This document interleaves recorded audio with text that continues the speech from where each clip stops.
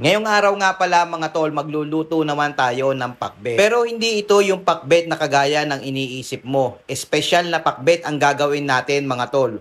Kung interesado ka sa bidyong ito mga tol at paborito mo ang pakbet, panoorin mo ito hanggang dulo. Tara, luto tayo mga tol. Sa kawali mga tol, maglalagay lang tayo ng kaunting mantika. Nang sa ganon, mapanatili pa rin natin ang ating kalusugan na malusog. At kapag mainit na nga mga tol ang ating mantika, ilalagay na natin ang bawang. 3 pirasong bawang ang inilagay ko. Dinurog-durog ko lang na maliliit nang sa ganon, madali nating magisa.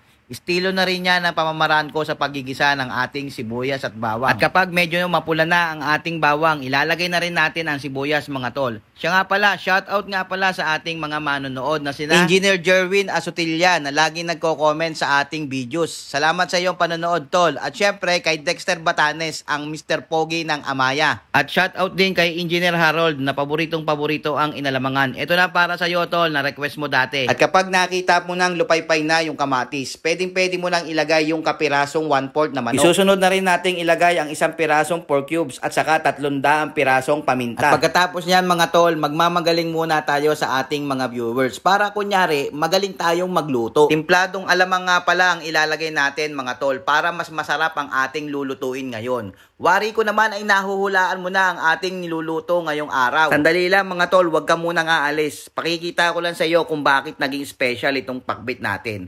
Maglalagay lang tayo ng kaunting tubig mga tol para hindi masyadong maiga o kaya naman matuyuan. At dito na nga nangangalhati mga tol ang ating timplada. Kaya maglalagay lang tayo ng kaunting patis at tatakluban lang natin to ng mga ilang araw mula Lunes hanggang Biyernes. At pagkatapos nga mga tol ng 5 araw na pagpapakulo, ilalagay na natin ang kalabasa, sitaw, ampalaya at saka okra. Pagsasabay-sabay na nating ilagay yan at ilalagay rin natin ang siling almoranas. Ay oo nga, kapag pakbet ay walang sili. Pero pag ganring may gata, ay pwede na. Kaya ang ulam na rin ay tatawagin kong Pakbet Express. Pasintabi uli sa mga manonood namin, sa mga hindi nakain ng pakbet na may gata. At para naman doon sa mga taga-subaybay namin na matagal na. Maraming salamat sa iyo at umabot ka sa bidyong ito. Isa pang estilo mga tol ang ibabahagi ko sa iyo. Kapag nakikita mo ang gata na bumubula ng ganyan, wag mong hahaluin yung gata kung ayaw mong lumabnaw ang iyong niluluto. Hayaan mo munang lumabas yung mga espiritu niya sa kawali bago mo ito haluin. 2 supot lang na gata na puro ang nilagay ko dyan mga tol para lang sa iyong pagkakaalam. At pagkatapos niyan mga tol, wawakasan na natin sa 300 piraso ng asin. Nasa perfect timing ka na mga tol kapag nakikinig mo na yung ganyang tunog ng gata. Tapos titikman na natin kung meron pang diferensya yung ating Pakbet Express.